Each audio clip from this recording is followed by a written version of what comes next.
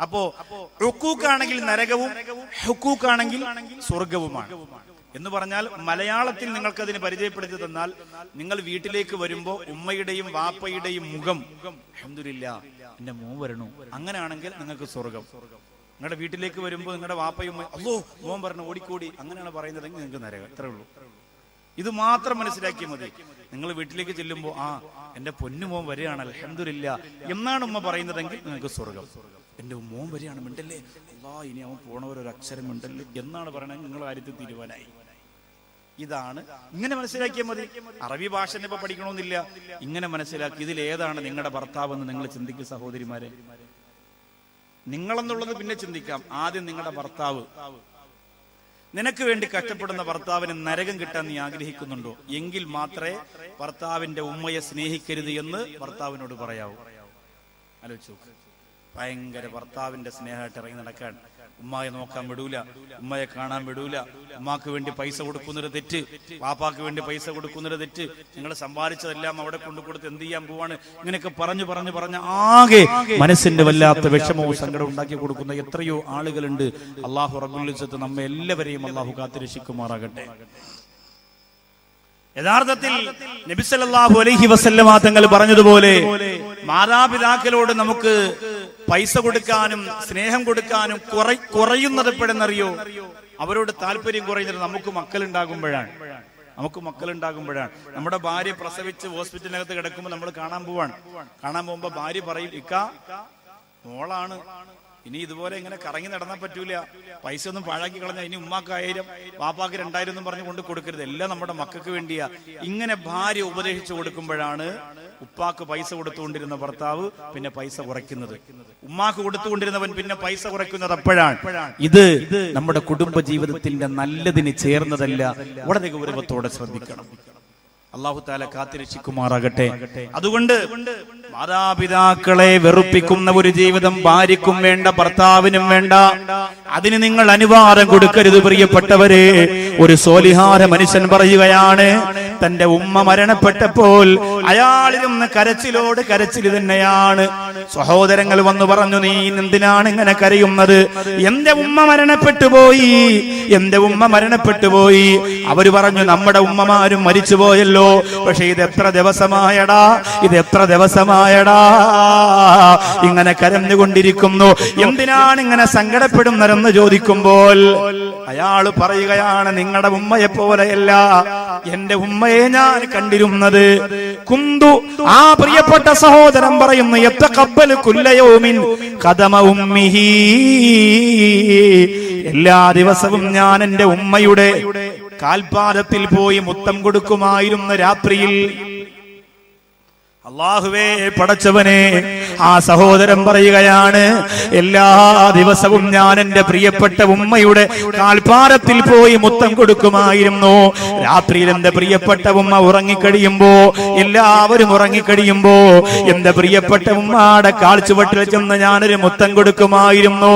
പക്ഷേ എന്റെ ഉമ്മയങ്ങ് മരിച്ചപ്പോ ഇനി എനിക്ക് മുത്തം കൊടുക്കാൻ കഴിയില്ലല്ലോ.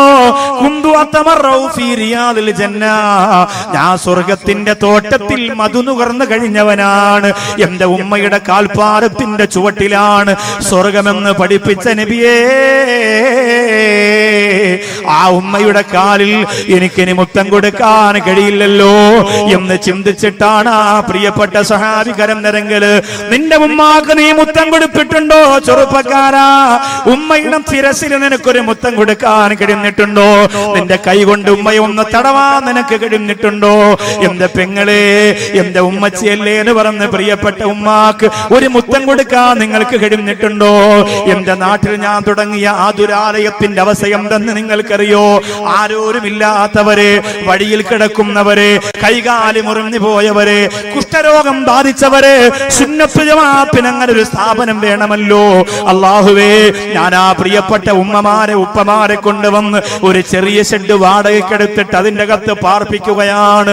അവർക്ക് ഭക്ഷണം കൊടുക്കുന്നു, അവർക്ക് വെള്ളം കൊടുക്കുന്നു, അവർക്ക് സ്നേഹം കൊടുക്കുന്നു. ഈ അഷ്റഫ് സാഹിബൊക്കെ അവിടെ വന്നത് കണ്ടനുഭവിച്ചു മനസ്സിലാക്കിയവരാണ്. സുബ്ഹാനല്ലാഹ്, അവിടെ ഒരു തങ്കമ്മ എന്ന് പറയുന്ന ഒരു ഹിന്ദു സ്ത്രീ ഉണ്ടായിരുന്നു. തങ്കമ്മ എന്ന പേരുള്ള ഒരു ഹിന്ദു സ്ത്രീ ഉണ്ടായിരുന്നു. ആ പ്രിയപ്പെട്ട സ്ത്രീ വയോവൃദ്ധയാണ്, തളർന്നു കിടക്കുന്നവരാണ്.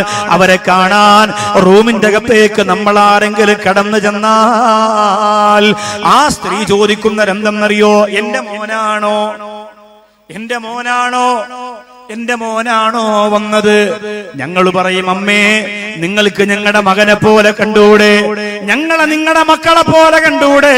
ഞങ്ങൾ തൊപ്പിയുള്ളവരാണെങ്കിലും ദാടിയുള്ളവരാണെങ്കിലും ഈ സമുദായത്തിൽ വിശ്വസിക്കാത്തവരെ കഴുത്തറുക്കാൻ മുത്തറസൂല് ഞങ്ങളെ പഠിപ്പിച്ചിട്ടില്ല.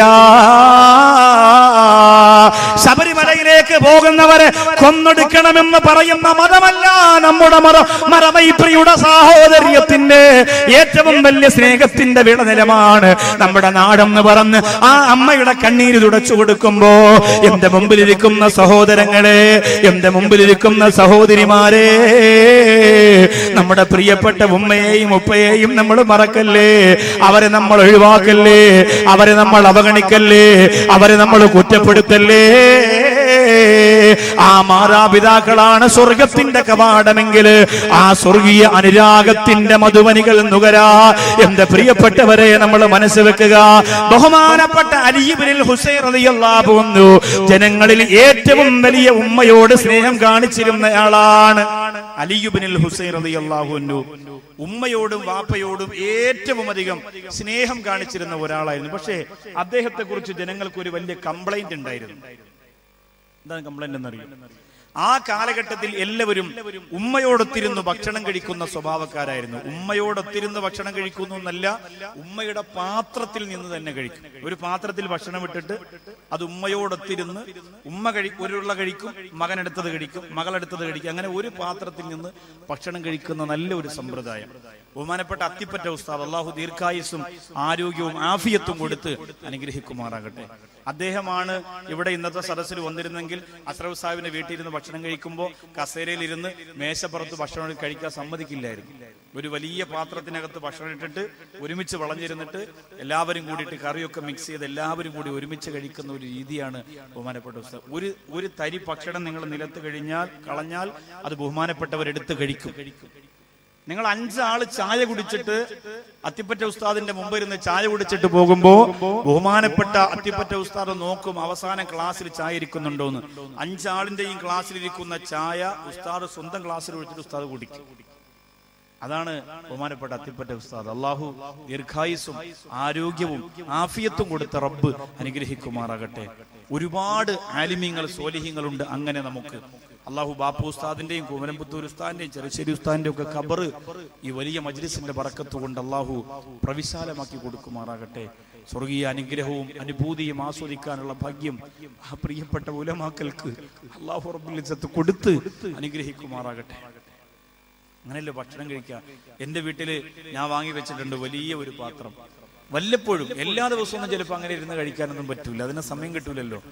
മക്കളൊക്കെ വീട്ടിലുള്ള സ്കൂളില്ലാത്ത ദിവസം ഞാനും ഭാര്യയും മക്കളും കൂടി വളഞ്ഞിരുന്ന് ആ ഭക്ഷണം കഴിക്കും. എന്റെ മൂത്ത മോൻ അങ്ങനെ ഭക്ഷണം കഴിക്കുന്നത് വലിയ ഇഷ്ടമായിരുന്നു. അള്ളാഹു സ്വർഗത്തിൽ ഒരുമിച്ചിരുന്ന് അങ്ങനെ ഭക്ഷണം കഴിക്കാൻ അള്ളാഹു തൗഫീക്ക് തരുമാറാകട്ടെ.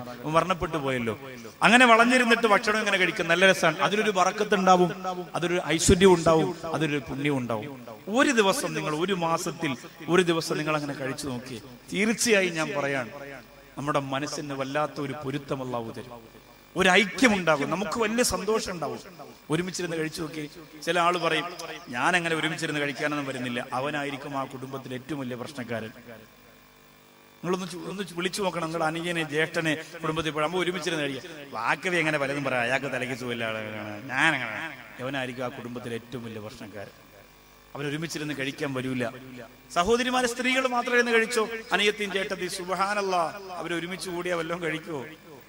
ഇരുതീ ചേർന്നാൽ വലിയൊരു തീയാണ്, ഇരു സ്ത്രീ ചേർന്നാൽ ഉലകിൽ തീ എന്നാണ്. 2 പെണ്ണുങ്ങൾ ചേർന്നിരുന്നാൽ ലോകം മുഴുവനും കത്തിപ്പോകുന്ന. അതുകൊണ്ട് പാത്രമൊക്കെ കത്തിപ്പോകണം, വെറുതെ പറയാതെ കാര്യമില്ല. നിങ്ങൾ നല്ല സ്ത്രീകളാണ്. ഇൻഷാ അല്ലാഹ് നിങ്ങൾ ഒരുമിച്ചിരുന്ന് ഭക്ഷണം കഴിക്കണം. അനുജത്തിയും ജ്യേഷ്ഠത്തിയും ഇത്തായും ഉമ്മായും ഒക്കെ ഒരുമിച്ചിരുന്ന് കഴിക്കാം. നുണയൊന്നും പറയാതെ, ഫസാദും ഈബത്തൊന്നും പറയാതെ ബിസ്മില്ലാഹ് കഴിച്ച് ഇടയ്ക്ക് അള്ളാഹു ബറക്കത്ത് ചെയ്യണൊക്കെ ദുആരൊക്കെ ചെയ്ത് എഴുന്നേൽക്കുമ്പോൾ അൽഹംദുലില്ലാഹ്, എന്ത് രസമാണ്.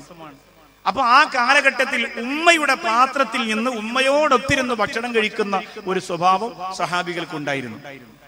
അലി ഇബ്നുൽ ഹുസൈൻ റളിയല്ലാഹു അൻഹുവിനെ കുറിച്ച് വലിയ പരാതി, അദ്ദേഹം ഉമ്മയോടൊത്ത് ഉമ്മയുടെ പാത്രത്തിൽ നിന്ന് ഭക്ഷണം കഴിക്കൂല, വലിയ പരാതി.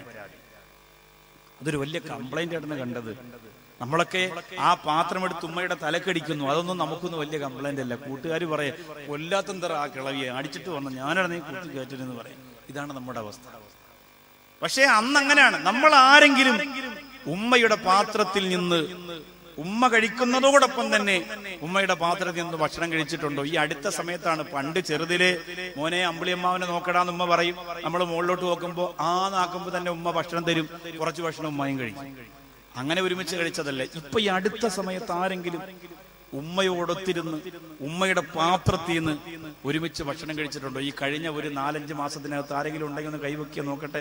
അത്രയും വലിയ സ്വാലിഹ്യങ്ങളുണ്ടോന്ന്. ആരുമില്ല. ഒരാളുണ്ട്, അൽഹംദുലില്ലാഹ്, അല്ലാഹു ഖബൂൽ ചെയ്യട്ടെ. ആ ഒരാളെ കാണാൻ നിങ്ങൾക്ക് എത്ര താല്പര്യമാണെങ്കിൽ ആ ഒരാൾ 2-3 പേരുണ്ട്, അൽഹംദുലില്ലാഹ്, അല്ലാഹു തആല വിജയിപ്പിക്കട്ടെ.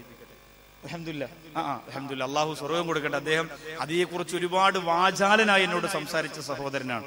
അല്ലാഹു ഉമ്മാക്കുപ്പാക്ക് സ്വർഗ്ഗം കൊടുക്കട്ടെ. അങ്ങനെയാണെങ്കിൽ ഞാൻ ചോദിക്കുകയാണ്, ഭാര്യയോടൊത്തിരുന്ന് ഭക്ഷണം കഴിച്ച ഒരു കൈ പൊക്കാൻ പറഞ്ഞാൽ കൈയും പൊക്കും, ചിലപ്പോൾ കാലും പൊക്കും ഇവിടെ. കാരണം എന്താണെന്നറിയോ? അത് സംഭവം, അത് കളി വേറെയാ, അത് വേറെ. ഭാര്യയോടൊത്തില്ല നമ്മൾ ഭക്ഷണം കഴിച്ചിട്ടുള്ളൂ. എന്തുമായിരുന്നു കല്യാണം കഴിഞ്ഞ പാടെ, അല്ലോ എന്തൊക്കെ ഗമയായിരുന്നു. ഭർത്താവിന്റെ പവറൊക്കെ കാണണം.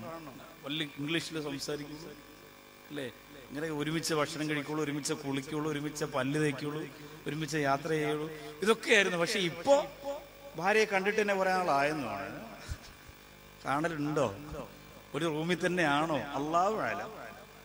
ഓർമ്മ പോലും ഉണ്ടാവില്ല. അങ്ങനെ പോണു ഉസ്താദേ, കുഴപ്പമില്ല. ഒരു നിരാശ. കല്യാണം കഴിഞ്ഞ സമയത്ത് എങ്ങനെ ഉണ്ട്? അൽഹംദുലില്ലാഹ്, മാഷാ അല്ലാഹ്, ഓ പടച്ചോനെ സുന്ദരിക്കുട്ടെ. ഇപ്പൊ ചോദിച്ചാലോ? അങ്ങനെ പോണു, ഒരു ഇൻഷാ അല്ലാഹ് എല്ലാം ശരിയാവും. എന്ന് ശരിയാവാ, മരിക്കുമ്പോ ശരിയാവും. എന്തുകൊണ്ടെന്നറിയോ? നമുക്ക് നമ്മുടെ മനസ്സിലത് പിടിച്ചേർത്ത. ഇതിവിടെ സൈക്കോളജിക്കലിന്റെ ക്ലാസ് ഒക്കെ നല്ലതാണ്. ഇടയ്ക്കിടയ്ക്ക് ബഷീറഡാത്തിനെ പോലെയുള്ള ഇവിടെയൊക്കെ ക്ലാസ് വെക്കുന്നുണ്ട്. അതൊക്കെ നല്ലതാ. കുടുംബജീവിതം ഭദ്രമാക്കാനും നമ്മുടെ മനസ്സിനൊരു സന്തോഷം കിട്ടാനൊക്കെ നല്ലതാണ്.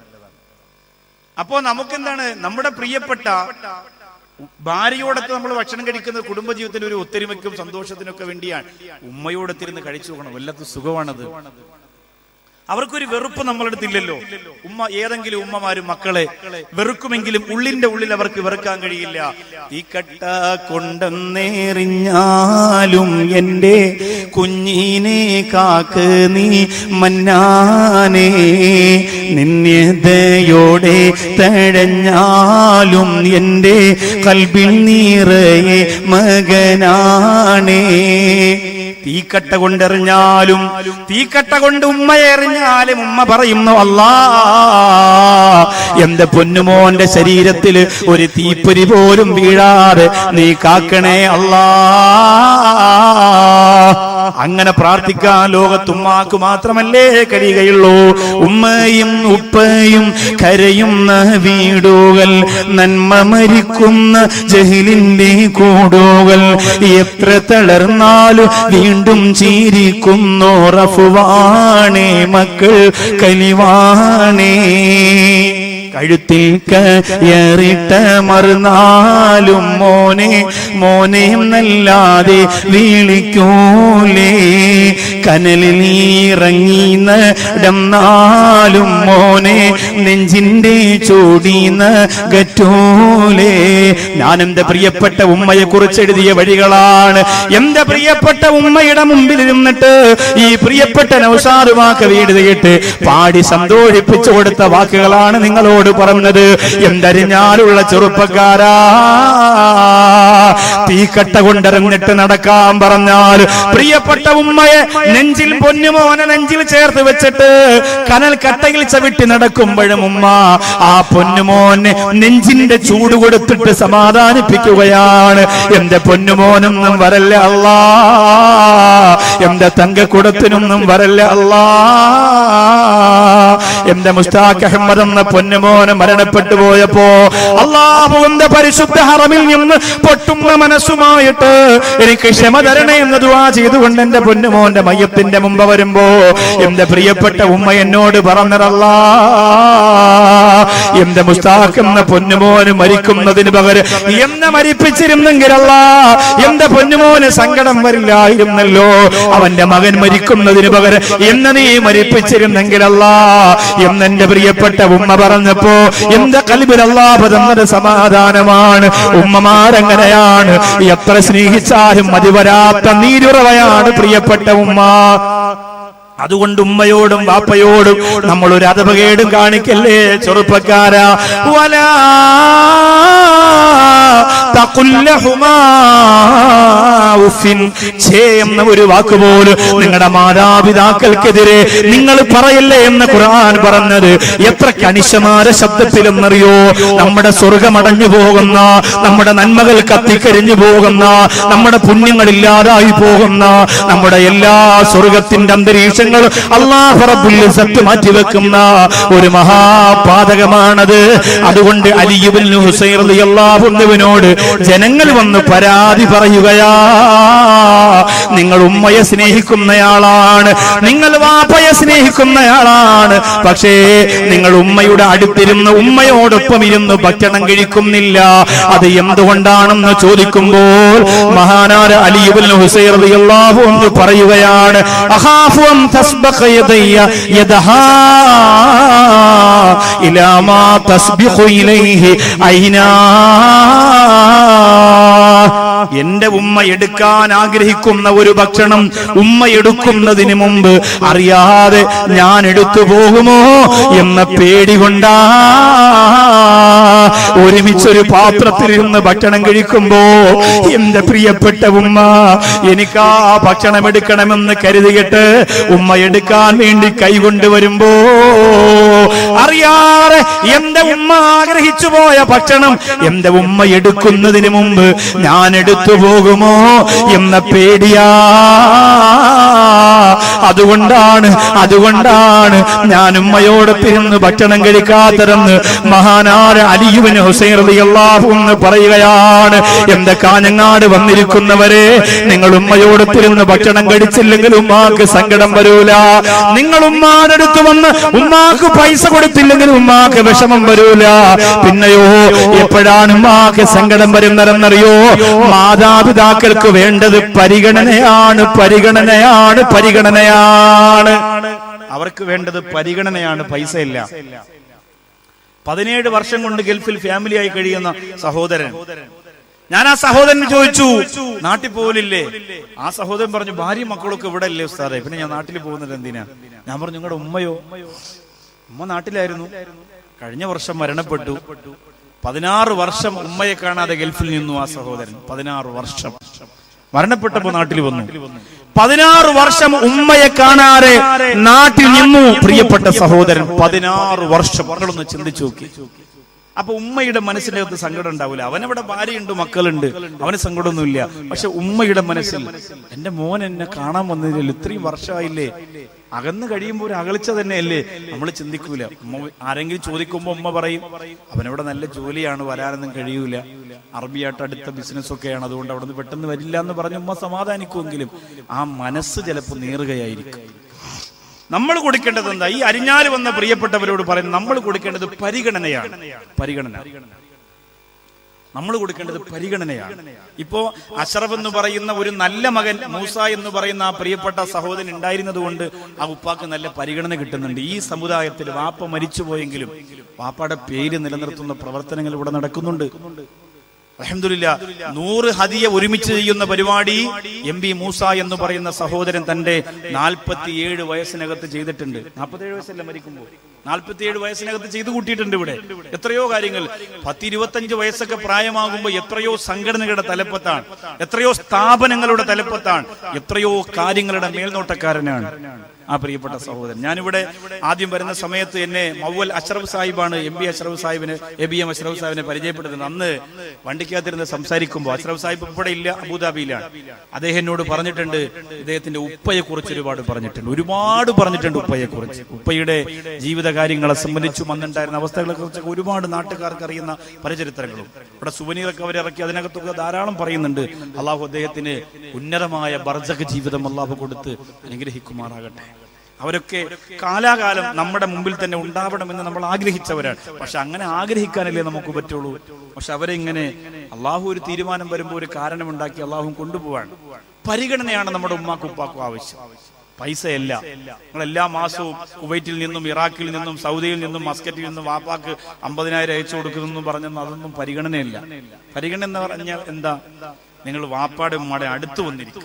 എത്ര തിരക്കുണ്ടെങ്കിലും പെരുന്നാളിന് ഉമ്മയെ കാണാതെ എനിക്കെന്ത് പെരുന്നാളാന്ന് ഉമ്മയുടെ മുഖത്ത് നോക്കി പറയുന്ന മോനെ ഉമ്മാക്ക് മറക്കാൻ കഴിയില്ല. ഇന്ന് പെരുന്നാളിന് മക്കൾ വാപ്പാക്കും ഉമ്മാക്കും അയച്ചു കൊടുക്കുന്നത് എന്താണ്? ഈദ് മുബാറക് മൊബൈലിലൂടെ. ഉമ്മ രാവിലെ എടുത്ത് നോക്കുമ്പോ ഉമ്മ മൂത്ത മോനെ വിളിച്ചോ? ഇല്ലല്ല, അവൻ ഈദ് മുബാറക് അയച്ചിട്ടുണ്ട് രാവിലെ, കഴിഞ്ഞു, എന്റെ പെരുന്നാൾ കഴിഞ്ഞു. ഉമ്മയോടത്തുള്ള പെരുന്നാൾ മറന്നുപോയ കാഞ്ഞങ്ങാട്ട മക്കളെ, വാപ്പയോടത്തുള്ള പെരുന്നാൾ മറഞ്ഞുപോയ കാഞ്ഞങ്ങാട്ട മക്കളെ, ആ കുടുംബജീവിതത്തിന്റെ മധുരം നിങ്ങൾ നശിപ്പിച്ചു കളയല്ലേ? ആ ഒത്തൊരുമയുടെ മാഹാത്മ്യം നിങ്ങൾ തകർത്തെറിഞ്ഞു കളയല്ലേ? അല്ലാഹുവേ, ഞങ്ങളുടെ കുടുംബത്തിൽ നിന്റെ ബറക്കത്തും അഭിവൃദ്ധിയും ഐശ്വര്യവും തരണേ അല്ലാ. പരിഗണനയാണ് അവർക്ക് ആവശ്യം. നിങ്ങളൊരു വീട് വെക്കാൻ പോകുന്നു, കാസർഗോഡ് ജില്ലയിൽ ഒരു 10 സെന്റ് വസ്തു നിങ്ങൾ വാങ്ങി. ആദ്യം നിങ്ങൾ പറയേണ്ടത് ആരോടാണ്?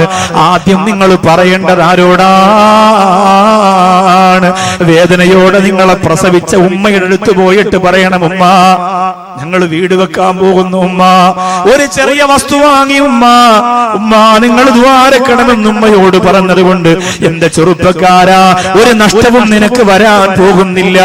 വാപ്പയോട് പറയണം, വീട് വെക്കാൻ പോകുന്നു, വീടിന് കുറ്റിയടിക്കാൻ തങ്ങൾ വരുന്നു, വാപ്പ കൂടി വരണം, ഉമ്മ കൂടി വരണം. എന്റെ വീട് താമസമാകാൻ പോകുന്നു, എന്റെ വീടിന്റെ ചാവി ഉമ്മ എന്റെ ഭാര്യയുടെ കയ്യിൽ കൊടുക്കണം, ഉമ്മ ആ വീടിന്റെ താമസത്തിന്. ഇതൊക്കെ നമ്മൾ പറയണ്ടേ? ഭാര്യ ഉമ്മയെയും ചേർത്ത് കൊണ്ടുപോകണം. ചില ഉമ്മമാര് വലിയ പ്രശ്നമാണ്, പറയാതിരിക്കാൻ പറ്റൂല, വലിയ പ്രശ്നമാണ് ചില ഉമ്മമാര്. അതുകൊണ്ടാണ് ഈ മരുമക്കൾ പറയുന്നത്, ഭർത്താവ് പറയും എവിടെ പോവാ നിങ്ങള്? അപ്പൊ ഭർത്താവ് പറഞ്ഞ ഉമ്മയോട് പോയി പറയട്ടെ, ഞങ്ങൾ വസ്തു വാങ്ങാൻ പോണ കാര്യം ഉമ്മയോട് പറയട്ടെ. അപ്പൊ ഭാര്യ പറയും, നിങ്ങൾക്ക് വേറെ ജോലിയുണ്ട് മനുഷ്യ, എല്ലാം ഉമ്മാരെടുത്ത് പോയി പറഞ്ഞ വസ്തു വാങ്ങാൻ പറ്റൂ? ഉമ്മ നാട് മൊത്തം പോയി പറയൂലേ? ആകെ ഫിത്തിന ഉണ്ടാവൂലേ? ആ വസ്തു വേറെ കച്ചവടക്കാർ കൊണ്ടുപോകൂലേ? എന്തൊരു വന്നാലും എന്ന് പറഞ്ഞ് ഭാര്യ പറയുന്നതോടുകൂടി അവൻ സ്റ്റോപ്പ് ചെയ്യും. എന്നാ ഇവൻ പറയണ്ടേ, ഞാൻ ഉമ്മയോട് പറയാൻ പോവല്ലേ, ഇനിയിപ്പോ നീ പറഞ്ഞോളൂ, ഞാൻ പറയണ്ടേ, പോട്ടെ എന്ന് പറഞ്ഞിട്ട് അവൾ അറിയാതെ ഉമ്മ അടുത്ത് പോയി പറയണം. അങ്ങനെയൊക്കെ മക്കൾ നമ്മുടെ അടുത്ത് തന്നെ വേണം. അവർ പണം ചിലവഴിക്കുന്നൊരു ഇഷ്ടമില്ല, അവർ യാത്ര പോകുന്നൊരു ഇഷ്ടമില്ല, അതൊക്കെ നമുക്ക് തോന്നും. പക്ഷേ ആ സമയത്ത് നമ്മൾ ചിന്തിക്കണം, നമ്മുടെ പ്രിയപ്പെട്ട ഉമ്മയെ കുറിച്ച് നമ്മൾ ആലോചിക്കണം. ചില ഉമ്മമാരെങ്ങനെയാണ്, വലിയ പ്രശ്നമാണ്. മക്കളും മോനും മരുമോളും എവിടെ പോയാലും ഉമ്മയും കൂടി ചുരിദാറും എടുത്ത് കയറ്റി കൊണ്ടിറങ്ങി ചെല്ലും, കൂടെ ഞാനും വരണം. അപ്പോ മക്കള് പറയും, ഉമ്മ ഈ വയസ്സുകാലത്ത് ഞങ്ങൾ പോണത് വീഗാലാൻഡിലാ, ഉമ്മ അതിന്റെ മോളിൽ കയറി മറിഞ്ഞുവിടും, ഉമ്മയുടെ കാറ്റ് പോകും. മരുമോളി ചിലപ്പോൾ പറയും, കൊണ്ടുപോകാം, മരിക്കണമെങ്കിൽ മരിക്കട്ടെ, കയറ്റി വിടാം നമുക്കെന്ന് പറയാം. ചില മരുമോൾ അങ്ങനെയും പറയും. ഇതെങ്ങനെ? കാരണം എന്താണെന്നറിയോ? ആ സമയമാകുമ്പോഴാണ് നമുക്ക് അതിന്റെ വിപ്രാളം അറിയുക. എന്നാൽ യവൻ എന്ത് ചെയ്യണം? നിങ്ങൾ യാത്ര വയ്ക്കോ, വല്ലപ്പോഴും ഉമ്മയോട് പറയണം, ഉമ്മ ഇന്ന് നമുക്ക് ഡിന്നർ പുറത്തുനിന്ന് കഴിക്കാം. ഉമ്മ പറയും, ശരി മക്കളെ. ഉമ്മ പെട്ടെന്ന് ഒരുങ്ങി തയ്യാറായി വരും. വലിയ വണ്ടിക്കകത്ത് ഭാര്യയും മക്കളും ഉമ്മായും ഉപ്പായും ഉമ്മുമ്മായും ഉപ്പുപ്പായും എല്ലാവരും കയറട്ടെ, കൊണ്ടുപോയി നല്ല അടിപൊളി ഹോട്ടലിൽ, തട്ടുകടയിൽ കൊണ്ടുപോകരുത്, കുടുംബകലം വീണ്ടും കൂടെ ഉള്ളൂ, നല്ല അടിപൊളി ഹോട്ടലിൽ കൊണ്ടുപോയി നല്ല സുഭിക്ഷമായ ഭക്ഷണം. ഉമ്മയോട് പറയണം, ഉമ്മക്ക് എന്താ വേണ്ടത്? മട്ടൻ ലിവർ വേണോ, മട്ടന്റെ കാല് വേണോ, തല വേണോ, എന്താ ഉമ്മക്ക് കഴിക്കാൻ ഇഷ്ടം? ഏറ്റവും കൂടുതൽ ഇഷ്ടമുള്ള പറയുമ്മ, എന്റെ അടുത്ത് പറയുമ്മ, ഞാൻ വാങ്ങിത്തരാം, ഞാൻ ഉമ്മയുടെ പൊന്നുമോനല്ലേ എന്നൊരു വാക്ക് നിങ്ങൾ പറഞ്ഞ് ആ ഉമ്മ ഭക്ഷണം കഴിക്കാതെ ഒരുപക്ഷെ അവിടെ ഇരുന്ന് കരയും. അന്ന് വരെ നിങ്ങളോട് കാണിച്ച എല്ലാ വെറുപ്പും ഉമ്മ അവസാനിപ്പിക്കും. ഉമ്മയുടെ കണ്ണ് നിറയും. ഒരു പ്രാവശ്യം അങ്ങനെ ചെയ്തു നോക്കും. ഉമ്മ എന്തോ വിചാരിക്കട്ടെ, ഒരു പ്രാവശ്യം മരുമക്കളായ നിങ്ങൾ ഭർത്താവിനെ നിർബന്ധിച്ചിട്ടൊന്ന് പറഞ്ഞു നോക്ക്, നമുക്ക് ഇപ്രാവശ്യം പോകുമ്പോൾ നിങ്ങളുടെ ഉമ്മയെ കൂടെ കൊണ്ടുപോകാം, നീ ഒന്ന് പറഞ്ഞു നോക്ക്. ചിലപ്പോൾ ഭർത്താവ് അപ്പോൾ തന്നെ നെഞ്ചുവന ഒന്ന് മരിക്കുകയും ചെയ്യും. എന്റെ ഉമ്മയെ കൊണ്ടുപോകാന്നോ? ഇടി നിനക്ക് എന്തെങ്കിലും അസുഖമുണ്ടോ? ഇല്ലല്ല, കമ്മ കൊണ്ടുപോവാ. അള്ളാഹു എന്റെ ഭാര്യക്ക് ശൈത്താൻ കൂടിയെന്ന് തോന്നുന്നു റബ്ബേ, അവൾ എന്തൊക്കെ വിച്ചുമ്പോഴും പറയാം. ജീവിതത്തിൽ എന്റെ ഉമ്മയുടെ മുഖത്ത് നോക്കാത്ത ഭാര്യ ടൂറിന് പോകുമ്പോ കൊണ്ടുപോകാന്ന് പറയാം. അങ്ങനെ പറയണം നിങ്ങൾ. നമ്മൾ ഉമ്മയാവൂലേ, നമ്മൾ ഉമ്മുമ്മയാവൂലേ? നമ്മൾ പറയണം, തീർച്ചയായിട്ടും പറയണം. നിങ്ങൾ നല്ല സ്ത്രീകളല്ലേ, അള്ളാനെ ഭയന്ന് ജീവിക്കുന്നവരല്ലേ. ഭർത്താവിന്റെ ഉമ്മ, നിങ്ങളുടെ ഉമ്മ, നമ്മുടെ വാപ്പ എല്ലാവരും ഒരുമിച്ചാവട്ടെ. സന്തോഷമുള്ള യാത്ര. അൽഹംദുലില്ലാഹ്. പടച്ചവനെ, അങ്ങനെ ഒരു കുടുംബ ജീവിതം നീ ഞങ്ങൾക്ക് തരണേ അല്ലാഹ്. അള്ളാഹുവിനെ സാക്ഷി നിർത്തിയിട്ട് നിങ്ങളോടൊരു കാര്യം ഞാൻ പറയുകയാണ്. മക്കളവർക്ക് പരിഗണന കൊടുക്കണം. വീട് വെക്കുമ്പോ എന്റെ വീടിന്റെ ഒരു ഭാഗത്തും മാക്ക് സ്ഥലം കൊടുക്കണം. വീട്ടിന്റെ വേലക്കാരിക്ക് കൊടുക്കുന്ന പോലെയല്ല, വേലക്കാരന് കൊടുക്കുന്ന പോലെയല്ല. അള്ളാഹുവേ, കലീമുല്ലാഹി മൂസാ നബി അലൈഹിസ്സലാത്തു വസ്സലാം ഒരിക്കൽ അള്ളാഹുവിനോട് ചോദിച്ചു, റബ്ബേ, എന്റെ സ്വർഗത്തിന്റെ കൂട്ടുകാരൻ ആരാണ് തമ്പുരാനെ? എന്റെ സ്വർഗത്തിന്റെ കൂട്ടുകാരൻ ആരാണ്? എന്റെ സ്വർഗത്തിന്റെ കൂട്ടുകാരൻ ആരാണ്? ആ സമയത്ത് ബഹുമാനപ്പെട്ട മൂസാ നബിയോട് അല്ലാഹു പറഞ്ഞു, ഇദ്ഹബ് ഇലാ ബലദികദാ തജിദു റജുലാ, ഞാൻ പറഞ്ഞു തരുന്ന ഒരു സ്ഥലത്തേക്ക് നീ ചെല്ലുക, അവിടെ ഒരു യുവാവിനെ നിനക്ക് കാണാം, അവനാണ് സ്വർഗത്തിലെ നിന്റെ കൂട്ടുകാരൻ. മൂസാ നബി ചോദിച്ചു, അല്ലാഹുവേ, അയാൾ ഇപ്പോഴും ജീവിച്ചിരിക്കുകയാണോ? എന്റെ സ്വർഗത്തിന്റെ കൂട്ടുകാരൻ ഇപ്പൊ ജീവിച്ചിരിക്കുകയാണോ? അള്ളാഹു പറഞ്ഞ സ്ഥലത്തേക്ക് മൂസാ നബി കാണാൻ ചെല്ലുമ്പോ ഒരു ചെറുപ്പക്കാരനാണ്. വലിയ ഒരു സഞ്ചിയിലുണ്ടാക്കിയ പെട്ടി ആ യുവാവിന്റെ കയ്യിലുണ്ട്. മൂസാ നബി അലൈഹിസ്സലാം ആ സഹോദരനെ ചെന്ന് പരിചയപ്പെട്ടു. ഞാൻ മൂസാ നബിയാണെന്ന് മൂസാ നബി പറയാൻ പോയില്ല. ആ യുവാവ് പറഞ്ഞു, ഇന്ന് നിങ്ങൾക്ക് ഭക്ഷണം എന്റെ വീട്ടിൽ നിന്ന് കഴിക്കാ. അതിഥികളെ സ്വീകരിക്കുന്നതിന് വലിയ പുണ്യം കൽപ്പിച്ചിരുന്ന കാലഘട്ടമായിരുന്നു അത്. ബഹുമാനപ്പെട്ട മൂസാ നബിയെയും കൊണ്ട് അയാൾ വീട്ടിലേക്ക് പോകുമ്പോൾ ഈ രണ്ട് പെട്ടി തറയിൽ വെക്കുന്നില്ല, തോളിൽ ചുമന്നുകൊണ്ടാണ് നടന്നു പോകുന്നത്. മൂസാ നബി അലൈഹിസ്സലാമിനെ ചെറിയ വീട്ടിന്റെ അകത്ത് കിടത്തിയിരുത്തി പാത്രത്തിൽ ഭക്ഷണം കൊണ്ടുവന്ന് വെച്ചു.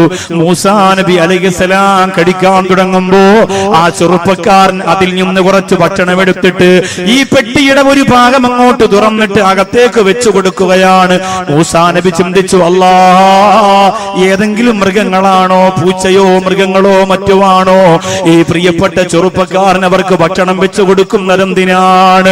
പുറത്ത് ആരോ വന്നപ്പോൾ ആരാണെന്ന് നോക്കാൻ ഈ യുവാവ് പുറത്തിറങ്ങിയപ്പോ ബഹുമാനപ്പെട്ട മൂസാ നബി അലൈഹിസ്സലാം ഈ പെട്ടി എങ്ങോട്ട് തുറന്നു നോക്കുമ്പോ സുബ്ഹാനല്ലാഹ്, പ്രായാധിക്യത്തിന്റെ പടുകുഴി വീണുപോയ ഉമ്മയും ഉപ്പയുമാണ്. കണ്ണുകുഴിയിൽ വീണുപോയവരാണ്, തൊലിയെല്ലാം ചുക്കിച്ചുളിഞ്ഞു പോയവരാണ്. മൂസാ നബി ചോദിച്ചു, നിങ്ങളാരാണ്? ആ ഉമ്മയും വാപ്പയും പറഞ്ഞു, ആ പോയത് ഞങ്ങളുടെ മകനാണ്. അവൻ എന്തിനാണ് നിങ്ങളെ ഇങ്ങനെ ചുമന്നുകൊണ്ട് നടക്കുന്നത്? ആ പ്രിയപ്പെട്ട ഉമ്മ പറയുന്നു, അവൻ എന്തിനാണ് ഞങ്ങളെ കൊണ്ട് നടക്കുന്നതെന്നറിയോ? ഞങ്ങൾക്ക് വേറെ ആരുമില്ല. ഈ വീട്ടിന്റെ അകത്ത് ഞങ്ങളെ ആക്കിയിട്ട് പോയാൽ വന്യമൃഗങ്ങളും ഇഴജന്തുക്കളും വന്ന് ഞങ്ങളെ ഉപദ്രവിക്കാൻ സാധ്യതയുണ്ട്. അതുകൊണ്ട് ഞങ്ങളെ അവന് കൂടെ കൊണ്ടുപോവുകയാണ്. അവൻ വെള്ളം കുടിക്കുമ്പോ നമുക്കും വെള്ളം തരും, അവൻ ഭക്ഷണം കഴിക്കുമ്പോ നമുക്കും ഭക്ഷണം തരും, അവൻ വസ്ത്രം ധരിക്കുമ്പോ നമുക്കും വസ്ത്രം തരും, അവൻ വിശ്രമിക്കുമ്പോ നമ്മളും വിശ്രമിക്കും. എവിടെ പോയാലും ഞങ്ങൾ അവനോടൊപ്പം ഉണ്ടാകുമെന്ന് പറഞ്ഞപ്പോ അവര് ചോദിക്കുന്നു, അതല്ല, ഇതൊക്കെ ചോദിക്കാം, നിങ്ങളാരാണ്? പെട്ടെന്ന് മൂസാ നബി പറഞ്ഞു, അന കലീമുല്ലാഹി മൂസാ, ഞാൻ മൂസാ നബിയാന്ന് പറഞ്ഞപ്പോ ആ ഉമ്മയും ഉപ്പയും ഫതബസ്സമാ, രണ്ടുപേരും പുഞ്ചിരിക്കുകയാണ്. ഫതഖബ്ബല, രണ്ടുപേരും മൂസാ നബിയുടെ കയ്യിൽ മുത്തം കൊടുക്കുകയാണ്. എന്നിട്ട് അവര് പറഞ്ഞു, നബിയേ, ഞങ്ങൾക്ക് നിങ്ങളെ കാണണമെന്നൊരു ജീവിതത്തിന്റെ ഒരു വലിയ ആഗ്രഹമായിരുന്നു തങ്ങളെ. അത് പറഞ്ഞു ഉമ്മയും വാപ്പയും മരണപ്പെട്ടു പോവുകയാണ്. ഉമ്മയുടെ വാപ്പയുടെ ഈ ഞരങ്ങലിന്റെ ശബ്ദം കേട്ട് വീടിന് പുറത്തുപോയ പൊന്നുമോനകത്ത് വരികയാണ്. എന്ത് സംഭവിച്ചു പോയി? മൂസാ നബി പറഞ്ഞു, ഉമ്മയും വാപ്പയും മരിച്ചുപോയി. ആ യുവാവ് പറഞ്ഞു, നിങ്ങൾ മൂസാ നബിയാണല്ലേ, നിനക്കെങ്ങനെ മനസ്സിലായി? ആ യുവാവ് പറഞ്ഞു, എന്റെ ഉമ്മാക്കും ഉപ്പാക്കും ജീവിതത്തിലെ ഏറ്റവും വലിയ ആഗ്രഹം അവര് മരിക്കുന്നതിന് മുമ്പ് മൂസാ നബിയെ കാണണമെന്നാണ്.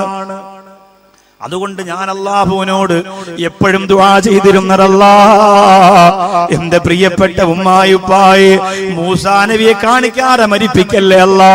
എന്റെ ഉമ്മ എന്നോട് പറയുമായിരുന്നു, മാതാപിതാക്കളെ വേദനിപ്പിക്കാതെ സംരക്ഷിക്കുന്നത് കൊണ്ട് എന്റെ ദുആ അല്ലാഹു സ്വീകരിക്കുമെന്ന് എന്റെ ഉമ്മ എന്നോട് ബഹുമാനപ്പെട്ട ചെറുപ്പക്കാരൻ പറയുമ്പോ, എന്റെ പ്രിയപ്പെട്ട സഹോദരങ്ങളെ, അല്ലാഹുവിന്റെ മൂസാ നബിയെ കാണാൻ ഉമ്മയുടെ ദുആ കൊണ്ട് പൊന്നുമോന് കഴിഞ്ഞു പോയെങ്കിൽ, ആ മോന്റെ ദുആ കൊണ്ട് ഉമ്മാക്ക് കഴിഞ്ഞു പോയെങ്കിൽ നമുക്ക് ആവശ്യമെന്താ? ഉമ്മയെ സ്നേഹിക്കുന്നതിലൂടെ, വാപ്പയെ സ്നേഹിക്കുന്നതിലൂടെ നമ്മൾ ആഗ്രഹിക്കുന്നത് എവിടെ എത്താനാ? അഷ്റഫുൽ ഖൽഖ് നബി മുഹമ്മദ് മുസ്തഫ സല്ലല്ലാഹു അലൈഹി വസല്ലമ തങ്ങളുടെ ചാരത്ത് ചെന്ന് ഹൗലുൽ കൗസർ കുടിക്കാനാണ്. എന്റെ വേദനയോടെ പ്രസവിച്ച ഉമ്മാക്ക്, എന്റെ വാപ്പാക്കും നാളെ മുത്തറസൂലിന്റെ കയ്യിൽ നിന്ന് ഹൗലുൽ കൗസർ വാങ്ങിക്കൊടുക്കാ. എന്റെ പ്രസംഗ ജീവിതത്തിന്റെ ബറക്കത്ത് കൊണ്ട് നാഥാ നീ ഭാഗ്യം തരണേ അല്ലാ. എത്രയോ പ്രസംഗം കൊണ്ട് യതീമീങ്ങളുടെ കല്യാണം നടന്നിട്ടുണ്ടല്ലോ, എത്രയോ പ്രസംഗം കൊണ്ട് പാവപ്പെട്ടവരുടെ അറബി കോളേജിന് ഭക്ഷണം കിട്ടിയിട്ടുണ്ടല്ലോ, എത്രയോ പ്രസംഗം കൊണ്ട് അറബി കോളേജുകള്, നൂറുകണക്കിന് ആഫിലിയങ്ങള്, പാവപ്പെട്ട ഉമ്മമാരുടെ ഉപ്പമാരുടെ ഭവനങ്ങള്, നൂറുകണക്കാർ അനാഥ പെമ്മക്കളുടെ കല്യാണങ്ങള്. അല്ലാഹുവേ, അതെല്ലാം എത്രയോ പ്രഭാഷണം കൊണ്ട് നടന്നിട്ടുണ്ടെങ്കിലല്ല, അതിനെല്ലാം പകരം നാള് ഞങ്ങളുടെ കരളിന്റെ കഷണമായ നബി മുഹമ്മദ് മുസ്തഫ സല്ലല്ലാഹു അലൈഹി വസല്ലമ തങ്ങളിൽ നിന്ന് ഹൗദുൽ കൗസർ വാങ്ങി ഉമ്മാക്കും ഉപ്പാക്കും മക്കൾക്കും ഭാര്യയ്ക്കും കൊടുക്കാൻ ഈ പ്രസംഗ ജീവിതത്തിന് പകരം നീ ഭാഗ്യം തരണേ അല്ലാ. എന്റെ പ്രിയപ്പെട്ടവരെ, മുത്തറസൂലിന്റെ മുമ്പ് വന്ന രണ്ട് പരാതി കൂടി പറഞ്ഞിട്ട് വേണം നമുക്ക് ദുആരക്കാൻ. രണ്ട് പരാതി, ഒന്ന് ഉമ്മയെ കുറിച്ച് വന്ന പരാതി, മറ്റൊന്ന് വാപ്പയെ കുറിച്ച് വന്ന പരാതി. ആ രണ്ട് പരാതിയും കേൾക്കുമ്പോ എന്റെയും നിങ്ങളുടെയും മനസ്സ് പൊട്ടിപ്പോകുമെന്നുറപ്പാണ്. എന്നിട്ട് ഖുർആനിന്റെ ദുആയില്ലേ, റബ്ബിർഹംഹുമാ കമാ റബ്ബയാനി സഗീറാ, അത് 11 പ്രാവശ്യം ഇന്നിവിടെ പാരായണം ചെയ്യുക. ഈ സ്വർഗീയ ആരാമവിടം പിരിഞ്ഞു പോകുമ്പോ, ഈ സ്വർഗീയ ആരാമവിടം അസ്തമിക്കുമ്പോ അത് 11 പ്രാവശ്യം ഓതി ചങ്ക് പൊട്ടിക്കരന്ന് നിലവിളിച്ചു ദുആരക്കണം. ആ ദുആയിൽ പങ്കെടുക്കാൻ വേണ്ടി ഓരോരുത്തരും നിയ്യത്ത് ചെയ്യുക. എന്റെ ഉമ്മാക്ക് കൊടുക്കുന്ന ഏറ്റവും വലിയ ദുആ, എന്റെ വാപ്പാക്ക് കൊടുക്കുന്ന ഏറ്റവും വലിയ ദുആ, എന്റെ മാതാപിതാക്കൾക്ക് കിട്ടാവുന്നതിൽ വെച്ച് ഏറ്റവും വലിയ പരമോന്നതമായ സരസിന്റെ ദുആ, ഈ തിങ്ങി നിറഞ്ഞ് തടിച്ചുകൂടി നിൽക്കുന്ന ഹദിയ എന്ന പ്രസ്ഥാനത്തെ കോരിത്തെരിപ്പിക്കുന്ന, അത്ഭുതത്തിന്റെ പാരമ്യതയിലെത്തിക്കുന്ന ഈ ജനസാഗരത്തിൽ തടിച്ചുകൂടിയ ഉമ്മമാരുപ്പമാര് മുതഅല്ലിമീങ്ങള് ഖൽബ് നൊന്തുകൊണ്ട് റബ്ബിർഹംഹുമാ കമാ റബ്ബയാനി സഗീറാ എന്ന് ദുആരക്കുമ്പോ രക്ഷപ്പെടുന്നത് നമ്മുടെ ഉമ്മയാണ്, നമ്മുടെ വാപ്പയാണ്, നമ്മുടെ മക്കളാണ്. അൽഹംദുലില്ലാഹ്, ആ രണ്ട് ചരിത്രവും ആ ദുആയും വരുന്നതിന് മുമ്പ് എന്റെ മുമ്പിൽ ഇരിക്കുന്നവരോട് പറയുകയാണ്, ഹദിയ എന്ന സംഘടന നിങ്ങളുടെ പണം പിരിച്ചിട്ട് പൊട്ടടിക്കുന്നവരല്ല, സ്വന്തം കീശ വീർപ്പിക്കുന്നവരല്ല, സ്വന്തം കൊമ്പ കീർപ്പിക്കുന്നവരല്ല. അൽഹംദുലില്ലാഹ്, കാഞ്ഞങ്ങാടിന്റെ ചരിത്രത്തെ മാറ്റി എഴുതിയിട്ട് ഹദിയ എന്ന് പറയുന്ന ഒരു സുന്ദരനായി ചമഞ്ഞൊരുങ്ങിയിട്ട് പാവപ്പെട്ടവന്റെ വേദന മാറ്റാ, പൊട്ടിക്കരയുന്നവന്റെ കണ്ണീരപ്പാ, ആ പ്രിയപ്പെട്ട സംഘടന ഇറങ്ങി നടക്കുമ്പോ അത് കണ്ടില്ലെന്ന് വെക്കല്ലേ ചെറുപ്പക്കാരാ. അൽഹംദുലില്ലാഹ്, ബൈത്തുൽ ഹംദ് എന്ന് പറയുന്ന ഒരു മനോഹരമായ പദ്ധതി കൂടി ഹദിയ തുടക്കം കുറിച്ചിരിക്കുകയാണ്. കുലൂ തക്ബീർ, ഒരു കാലഘട്ടത്തിൽ മുഴുവനും പുഞ്ചിരി കൊണ്ട് കേരളത്തിന്റെ മനുഷ്യത്വത്തെ മുഴുവനും ആവാഹിച്ചെടുത്ത പാണക്കാട് സയ്യിദ് മുഹമ്മദ് അലി ശിഹാബ് തങ്ങൾക്ക് ബൈത്തുർ റഹ്മ അല്ലാഹു കൊടുത്ത സമ്മാനമായതുപോലെ എത്ര പാവപ്പെട്ടവരാണ് വീട്ടിന്റെ അകത്ത് കഴിയുന്നത്. ഞാൻ കണ്ടിട്ടുണ്ട്. ഒരു സ്ഥലത്ത് പ്രസംഗത്തിന് പോയപ്പോ ശിഹാബ് തങ്ങളുടെ പേരിൽ വെച്ചുകൊടുത്ത ബൈത്തുർ റഹ്മയിൽ നിന്നാണ് ഭക്ഷണം ഒരുക്കിയത്. ആ വീട്ടിന്റെ അകത്തുനിന്ന് ഭക്ഷണം കഴിച്ചിട്ട് ഇറങ്ങുമ്പോൾ അവിടുത്തെ പ്രിയപ്പെട്ട ഉമ്മയുടെ മകൻ വന്ന് പറഞ്ഞത്, ഞാൻ യതീമാണ് ഉസ്താദേ, എനിക്ക് വാപ്പയില്ല. വാപ്പയുള്ള സമയത്ത് ഞങ്ങൾ കടത്തിണ്ണയിലാണ്. അല്ലാഹുവേ ഉസ്താദ് ഞങ്ങൾക്ക് വേണ്ടി ദുആരക്കണ്ട. എന്റെ ഉമ്മയുടെ കണ്ണീര് തീർന്നത് ഈ മനോഹരമായ ശിഹാബ് തങ്ങളുടെ പേരിലുള്ള വീട്ടിൽ വന്നപ്പോഴാണ്. അതുകൊണ്ട് ഈ വീടിന് കല്ല് വാങ്ങിക്കൊടുത്ത, സിമന്റ് വാങ്ങിക്കൊടുത്ത, ഈ വീടിന് സഹായം ചെയ്തവർക്ക് ഉസ്താദ് എന്നും ദ്വാരക്കണം. ഞങ്ങളുടെ ജീവിതത്തിൽ ഇതുപോലെ ഞങ്ങളുടെ സ്വന്തം വീട്ടിൽ ഒരു ഉസ്താദ് വന്ന് ഭക്ഷണം കഴിക്കുന്നത് ആദ്യമായിട്ടാണ്. ആ യതീമായ കുട്ടി പറഞ്ഞപ്പോ ഖൽബ് നൊന്തുപോയി. അരിഞ്ഞാലുകാരാ, ഖൽബ് വെന്തുപോയി അരിഞ്ഞാലുകാരാ. ഇവിടെ ഹദിയ കൊടുക്കുന്ന സമ്മാനമാണ് ബൈത്തുൽ ഹംദ്. അൽഹംദുലില്ലാഹ്. കാസർഗോഡ് ജില്ലയിലാണ് വീടില്ലാത്തവരുടെ ഒരുപാട് വീഡിയോ ക്ലിപ്പ് പുറത്തു വരുന്നത്. ഒരുപാട് വീഡിയോ ക്ലിപ്പ്. ചില ക്ലിപ്പ് കാണുമ്പോൾ നേരിട്ട് അവിടെ വന്നൊരു വീട് വെച്ച് കൊടുത്താൽ എന്തെന്ന് ആഗ്രഹിച്ചു പോകും. പക്ഷേ ഞാൻ വരൂല. ഒരു പ്രാവശ്യം വന്നെന്റെ ക്ഷീണം ഇതുവരെ മാറിയില്ല, അതുകൊണ്ട് ഞാൻ വരൂല. കാസർഗോഡ് ജില്ലയിൽ വീട് വെക്കാനായിട്ട് ഞാൻ വരൂല. എന്റെ നാട്ടിൽ ചെയ്തു തുടങ്ങിയിട്ടുണ്ട് ഞാൻ. നിങ്ങൾ എന്നെ പഠിപ്പിച്ചതാണത്. അടുത്ത ഡിസംബർ 31 ഇൻഷാ അല്ലാഹ് 100 കണക്കിന് കുട്ടികൾക്ക് വിവാഹ ധനസഹായം കൊടുക്കുന്നുണ്ട്. അള്ളാഹു തൗഫീഖ് തരട്ടെ. എന്റെ മേൽനോട്ടത്തിലാണ്. ഇതിൽ 3-4 കുട്ടികൾക്ക് ഞാൻ തന്നെയാണ് കൊടുക്കുക. ബാക്കിയുള്ളവരെ ഫോണിലൂടെ വിളിച്ച് ബന്ധപ്പെട്ടിട്ട് ഒരു 5 പവനും 2 ലക്ഷം രൂപയും അല്ലെങ്കിൽ 10 പവനും 1 ലക്ഷം രൂപയും പാവപ്പെട്ട കുട്ടികളെ എല്ലാ ജില്ലയിൽ നിന്നും തിരഞ്ഞെടുത്തിട്ട് എന്റെ നാട്ടിൽ വെച്ച് കൊടുക്കും. എന്റെ നാടിപ്പോ പഴയതുപോലല്ല. ഞാൻ കാസർഗോഡ് കുറെ കാലം വരാതിരുന്നപ്പോ ആ പ്രവർത്തനം മുഴുവനും ഞങ്ങളുടെ നാട്ടിലൊക്കെ വ്യാപിപ്പിച്ചു. എത്രയോ കാര്യങ്ങൾ അവിടെ ചെയ്തു. ഒരുപാട് യതീമിങ്ങളുടെ കല്യാണം, വീട് വെച്ചു കൊടുക്കൽ, രോഗികൾക്ക് വേണ്ടി ഒരു പ്രത്യേക ആതുരാലയം തന്നെ അൽഹംദുലില്ലാഹ് ഉണ്ടാക്കി. അതിൻ്റെ അകത്ത് കുറെ രോഗികൾ, ആരുമില്ലാത്തവർ, ഞങ്ങൾ അവർക്ക് ഭക്ഷണം വാരി കൊടുത്തിട്ടുണ്ട്. അവരടുത്തിരുന്ന് ഭക്ഷണം കഴിച്ച്, ഞാനും എൻ്റെ ഭാര്യയും മക്കളും അവരടുത്തിരുന്നിട്ട് പെരുന്നാളിന് ഭക്ഷണം കഴിച്ചിട്ടുണ്ട്. എന്ത് തൃപ്തിയാണെന്നറിയോ, എന്ത് സന്തോഷമാണെന്നറിയോ. ഇൻഷാ അല്ലാഹ് അതുകൊണ്ട് ചെയ്യാൻ. ഇവിടെ എത്രയോ ക്ലിപ്പ് ഞാൻ കണ്ടു, വീഡിയോ ക്ലിപ്പ് അല്ലേ. 4 മക്കളുള്ള വെറും ടാർപ്പ, കറുത്ത ടാർപ്പ കെട്ടിയിട്ട് ജീവിക്കുന്ന കാസർഗോഡ് ജില്ലയിലെ ഒരു ക്ലിപ്പ് ഈ അടുത്തൊക്കെ ചാനലിലൂടെ വന്നതൊക്കെ വാട്സപ്പിലൂടെ ഫേസ്ബുക്കിലൂടെ പ്രചരിച്ചു. 4 മക്കള്. ആലോചിച്ച് നോക്കി, നിങ്ങൾ ആലോചിച്ച് നോക്ക് സഹോദരങ്ങളെ.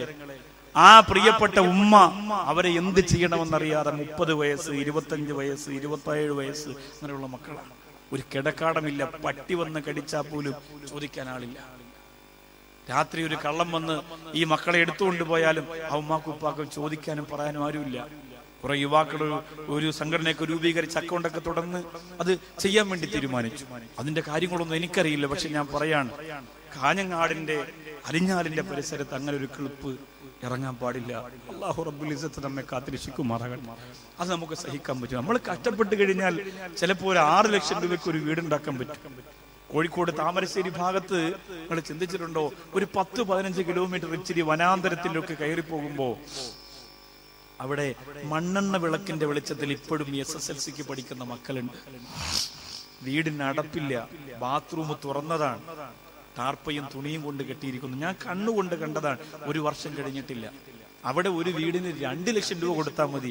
അവർ പറയണു, ഞങ്ങൾക്ക് സന്തോഷമായി സാറേ, 2 ലക്ഷം രൂപ കൊണ്ട് ഞങ്ങൾ ഇതൊക്കെ ഒന്ന് മറച്ചെടുക്കട്ടെ.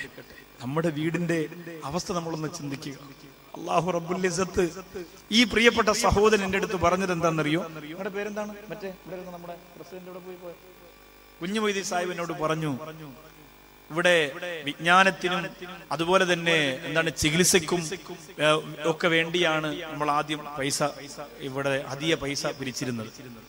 അപ്പോ അതുകൊണ്ട് തന്നെ വീട് വെക്കാനുള്ള പാർപ്പിട ഭദ്രത ഇല്ലാത്തത് കൊണ്ട് അത്യാവശ്യം ഒരാൾക്കൊരു വീട് വെച്ചു കൊടുക്കേണ്ട അവസ്ഥ വന്നപ്പോൾ വാട്സപ്പ് ഗ്രൂപ്പിൽ ഇട്ടിട്ട് 6 ലക്ഷം രൂപ ഇതല്ലാതെ പിരിച്ചിട്ടാണ്, ഇതിന്റെ അകത്തല്ലാതെ പിരിച്ചിട്ടാണ് അവർ ചെയ്തു കൊടുത്തിരുന്നത്. അവരെ കൊണ്ട് സാധിക്കും. ഞാൻ ഉറപ്പ് പറയാണ്, അവരെ കൊണ്ട് സാധിക്കും. നിങ്ങൾ ഇത്രയും ആളുകൾ, ഒരാളൊരു 2000 രൂപ വെച്ച് കൊടുത്താൽ എത്ര വീട് ഇവിടെ വെക്കാൻ പറ്റും? ഒരാളൊരു 2000 രൂപ വെച്ച് കൊടുത്താൽ എത്ര വീട് നമുക്ക് വെച്ചു കൊടുക്കാൻ പറ്റും? ഒരു യതീമായ കുടുംബത്തിന്, വിധവയായ കുടുംബത്തിന്, ആരുമില്ലാത്തവർക്ക് ഒരു തണലിടം ഒരുക്കി കൊടുക്കാൻ അള്ളാഹു തൗഫീഖ് തരട്ടെ. മാരക രോഗത്തിൽ നിന്ന് രക്ഷപ്പെടാൻ ഈ വടകരയിൽ, കണ്ണൂർ ഇവിടെ അങ്ങോട്ട് കഴിഞ്ഞ് നിങ്ങൾ യാത്ര ചെയ്യുമ്പോഴുള്ള വടകരയിൽ ഫാത്തിമ നിസ എന്ന് പറയുന്ന 6 വയസ്സ് മാത്രം പ്രായമുള്ള ഒരു കുഞ്ഞിനെ ഇപ്പൊ നാദാപുരത്ത് ഒരു പള്ളി ഉദ്ഘാടനത്തിന് ഹൈദരലി തങ്ങളും പ്രസംഗത്തിന് ഞാൻ ചെന്നപ്പോ 4 മണിക്ക് ഞങ്ങൾ ചായ കുടിക്കുന്ന വീട്ടിൽ ആ പ്രിയപ്പെട്ട സഹോദരൻ സഹോദരൻ ഫാത്തിമ നിസ എന്ന മോളെ കൊണ്ടുവന്നു. ലൈവായി കണ്ടുകൊണ്ടിരിക്കുന്ന പ്രോഗ്രാമാ. ചിലപ്പോൾ അദ്ദേഹവും അദ്ദേഹത്തിന്റെ ഭാര്യയും മോളും ഇന്നും ഉസ്താദ് ഞങ്ങൾക്ക് ചിലപ്പോൾ ഇത് വാരക്കും, അതുകൊണ്ട് ഞങ്ങൾ കാണട്ടെ എന്ന് പറഞ്ഞ് ലൈവായി ചിലപ്പോൾ ഈ പ്രോഗ്രാം കണ്ടുകൊണ്ടിരിക്കുന്നുണ്ടാവും. ഇതൊക്കെ നിങ്ങൾ പഠിക്കാൻ വേണ്ടി പറയാൻ. നമ്മുടെ അവസ്ഥ എപ്പോഴാണ് മാറി മറിയുന്നതെന്ന് നമുക്ക് പറയാൻ കഴിയില്ല. ആ സഹോദരന്റെ അടുത്ത് ചോദിച്ചു, ഉസ്താദിന് എന്നെ പരിചയമുണ്ടോ? ഞാൻ പറഞ്ഞു, ഓർക്കുന്നില്ല. ഉസ്താദ് തിരുവനന്തപുരം വള്ളക്കടവിൽ ജോലി ചെയ്യുമ്പോ എന്റെ മോളെയും കൊണ്ട് ഞാൻ RCCയിൽ വന്നതാണ്, മോളെ കുറവുണ്ടോ എന്ന് ചോദിക്കുമ്പോ ആ പ്രിയപ്പെട്ട സഹോദരൻ പറയുന്നു, മിണ്ടല്ല ഉസ്താദേ, ചികിത്സയെല്ലാം കഴിഞ്ഞു. RCCയിൽ നിന്ന് എന്റെ മോളെ മടക്കി വിട്ടു. ഇനി എന്റെ പൊന്നുമോൾക്ക് ചികിത്സയില്ലെന്ന് പറഞ്ഞു. എറണാകുളത്ത് വലിയ ഒരു ഹോസ്പിറ്റലിൽ കാണിച്ചു, എന്റെ പൊന്നുമോൾക്ക് ഇനി ചികിത്സയില്ലെന്ന് പറഞ്ഞു. ഇനി ശരീരത്തിലുള്ള ക്യാൻസറിന്റെ അണുക്കൾ നശിക്കില്ല എന്ന് പറഞ്ഞു. 6 വയസ്സ് മാത്രമുള്ള കുഞ്ഞിന് കാര്യങ്ങൾ അറിയാനുള്ള പ്രായമായല്ലോ, അതിനുള്ള പക്വതയായല്ലോ. അതുകൊണ്ട് അല്ലാഹ് ആ പ്രിയപ്പെട്ട പൊന്നുമോക്കറിയാം ഇനി എത്ര നാളാണ് ഉമ്മയെ കാണുന്നത്, എപ്പോഴും മരിക്കുമല്ലോ. അല്ലാഹുവേ, ഞാൻ ആ പൊന്നുമോളോട് തമാശക്ക് മോളെന്ന് ചിരിച്ചേ എന്ന് പറഞ്ഞ് കവളത്തൊരു നുള്ളു കൊടുത്തപ്പോ ആ മോള് തലതിരിച്ചു കളഞ്ഞു. ആ ഉപ്പ പറയുകയാണ്, എന്റെ തങ്കക്കുടം ചിരിച്ചിട്ടെത്ര നാളായെന്നറിയോ എന്റെ ഉസ്താദേ, എന്റെ പൊന്നുമോള് ചിരിച്ചിട്ടെത്ര നാളായെന്നറിയോ. അല്ലാഹുവേ, അല്ലാഹുവേ, അങ്ങനൊരു അവസ്ഥ ഞങ്ങളുടെ മക്കൾക്ക് നീ ഒരിക്കലും വരുത്തരുത് അല്ലാ. ഈ അരിഞ്ഞാല് വന്ന പ്രിയപ്പെട്ട സഹോദരങ്ങളുടെ മക്കളെ മാരക രോഗത്തിൽ നിന്ന് രക്ഷപ്പെടുത്തണേ അല്ലാ, മാരക രോഗത്തിൽ നിന്ന് രക്ഷപ്പെടുത്തണേ അല്ലാ. ബൈത്തുൽ ഹംദ് എന്ന പദ്ധതിയിലേക്ക് അബൂദാബിയിലുള്ള ഒരു പ്രിയപ്പെട്ട സഹോദരൻ 50,000 രൂപ. ഞാനിത് പറയുമ്പോ ഉസ്താദ് പിരിവ് തുടങ്ങി എന്ന് പറഞ്ഞ് എഴുന്നേറ്റ് പോകുന്ന ഒരു നിസ്സഹകരണം നിങ്ങളുടെ മനസ്സിലുണ്ടാവരുത്. ഒന്നും കൊടുക്കാൻ കഴിഞ്ഞില്ലെങ്കിലും ഒരുപാട് വൈകാതെ മാതാപിതാക്കൾക്ക് ആയത്തോതി ദുആരക്കുന്ന സദസ്സല്ലേ. എന്തിനാണ് നമ്മളതിനെ നിരുത്സാഹപ്പെടുത്തി മടങ്ങിപ്പോകുന്നത്? ഒന്നൊരുമിച്ചിരുന്നിട്ട് ദ്വാരന്നിട്ട് എത്ര കാലമായി ചെറുപ്പക്കാരാ ഈ കാസർഗോഡ് ജില്ലയുടെ മണ്ണിൽ വന്നിട്ട് പൊട്ടിക്കരഞ്ഞുകൊണ്ടൊന്ന് ദുആ ചെയ്യാൻ സമയം ഇപ്പോഴല്ലേ പെങ്ങളെ കിട്ടിയത്. അതുകൊണ്ട് നിങ്ങളെ കൊണ്ട് കഴിയുന്നത് ചെയ്താ മതി. പക്ഷേ ഞാനൊരു കാര്യം ഉറപ്പ് പറയുകയാ, അരിഞ്ഞാലിന്റെ മണ്ണിനെ അത്ഭുതപ്പെടുത്തിയിട്ട് തടിച്ചു കൂടിയ 10,000 ഒരുപോലെ കരഞ്ഞുകൊണ്ട് ആമീൻ പറയുമ്പോ അല്ലാഹു അത് തട്ടിക്കളയുന്നത് എങ്ങനെയാണ് ചെറുപ്പക്കാരാ? കരുണയുള്ള റബ്ബേ, സ്നേഹമുള്ള അല്ലാ, മാരക രോഗത്തിന്റെ അണുക്കളെ തൊട്ട് ഞങ്ങളെ കാക്കണേ അല്ലാ. പാവപ്പെട്ടവർക്ക് ഒരു വീട് വെച്ച് കൊടുക്കാ, 1 ലക്ഷം ഞാൻ കൊടുക്കാ, 2 ലക്ഷം കൊടുക്കാ, ഇല്ലെങ്കിൽ ഞങ്ങൾ തന്നെ വീട് വെച്ച് കൊടുക്കാ എന്നൊക്കെ ആർക്ക് വേണമെങ്കിലും പറയാ. അബൂദാബിയിൽ നിന്ന് ഒന്നാമത്തെ ആള് പറഞ്ഞിരിക്കുന്ന 50,000 രൂപ ബിഫദ്ലി സല്ലല്ലാഹു അലാ മുഹമ്മദ് സല്ലല്ലാഹു അലൈഹി വസല്ലം. അല്ലാഹുവേ, കരുണക്കടലായ റബ്ബേ, അർഹമുർ റഹീമായ നാഥാ, 50,000 രൂപ ഒരു പാവപ്പെട്ടവന് വീട് വെച്ച് കൊടുക്കുമ്പോ എന്റെ വകയായിട്ട് ഇരിക്കട്ടെ എന്ന് പറഞ്ഞ സഹോദരന് ദീർഘായുസ് കൊടുക്കണേ അല്ലാ. ക്യാൻസർ രോഗത്തിന്റെ അണുക്കളെങ്ങാനും ആ സഹോദരന്റെ ശരീരത്തിന്റെ ഉള്ളിലുണ്ടെങ്കിൽ നീ കരിച്ചു കളയണേ അല്ലാ. ആ പ്രിയപ്പെട്ട സഹോദരന് ആഫിയത്ത് കൊടുക്കണേ അല്ലാ. അല്ലാഹുവേ, ആ സഹോദരന്റെ ഉമ്മാക്കും ഉപ്പാക്കും അതിന്റെ പ്രതിഫലം കൊടുക്കണേ അല്ലാ. റബ്ബേ, വാഹനാപകടങ്ങളെ തൊട്ട് കാക്കണേ അല്ലാ. 2 ദിവസം മുമ്പ് എന്റെ നാട്ടില് 3 ചെറുപ്പക്കാരാണ് പുഴയിൽ വീണ് മരണപ്പെട്ടു പോയത്. അല്ലാഹുവേ, ഇതുവരെ കണ്ണീര് പറ്റിയിട്ടില്ല ആ കുടുംബത്തിന്. റബ്ബേ, അവർക്ക് ക്ഷമ കൊടുക്കണേ അല്ലാ. 50,000 രൂപ പറഞ്ഞ ആ പ്രിയപ്പെട്ട സഹോദരന് ഖൈറും ബറക്കത്തും അഭിവൃദ്ധിയും നീ കൊടുക്കണേ അല്ലാ. ഖൈർ കൊടുക്കണേ അല്ലാ, ബറക്കത്ത് കൊടുക്കണേ അല്ലാ. ബൈത്തുൽ ഹംദ് എന്ന നിന്റെ സ്വർഗത്തിന്റെ വീട്, ബൈത്തുൽ ഹംദ് എന്ന നിന്റെ സ്വർഗത്തിന്റെ വീട് ആ പ്രിയപ്പെട്ട സഹോദരന് കൊടുക്കണേ അല്ലാ. ആരുമില്ലാത്ത ഖബറിന്റെ അകത്ത് ഭയാനകത നിറഞ്ഞു തുളുമ്പുമ്പോ, പാമ്പുകൾ വന്ന് കൊത്തിവലിക്കുമ്പോ, വാരിയല്ലുകൾ കോർത്തു പോകുന്ന വിധത്തിൽ ഖബറിഞ്ഞിരിക്കുമ്പോ, അല്ലാഹുവേ, ഈ പ്രിയപ്പെട്ട സഹോദരന് ഈ സ്വതക്കയുടെ ബറക്കത്ത് ബറക്കത്ത് കൊണ്ട് രക്ഷ കൊടുക്കണേ അല്ലാ. ബിസിനസ് പൊളിച്ചു കളയല്ല അല്ലാ, തകർത്ത് കളയല്ല അല്ലാ. ആ ഭവന പദ്ധതിക്ക് വേണ്ടി രണ്ടാമതൊരാള് ഉസ്താദേ ഞാനും കൊടുത്തുകൊള്ളാം ഒരു 50,000 രൂപ ഉസ്താദ് കരഞ്ഞുകൊണ്ടും ദുആ രക്കണേ. ഈ വിശാലമായ സരസിന്റെ ദുആ